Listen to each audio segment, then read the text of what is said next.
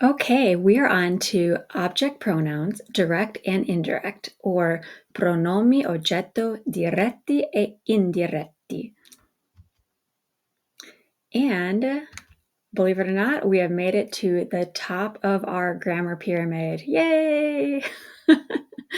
So we have made it through all of these steps here, and we are on the final step of our pyramid. So that is awesome. You're doing fantastic. And we have just this last section to go before we get into how to build sentences.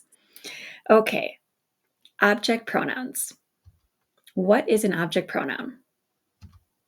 An object pronoun, un pronome oggetto, is the tiny word that replaces the person, place, or thing that's the object noun of the sentence, the noun that receives the action. Okay, so what is the difference between a subject pronoun, which we went over way at the beginning of the unit, and an object pronoun? So the subject pronoun replaces the noun performing the action. The object pronoun replaces the noun receiving the action. Okay, so as we saw before, most of the subject pronouns were, like io, tu, lui, lei, noi, loro.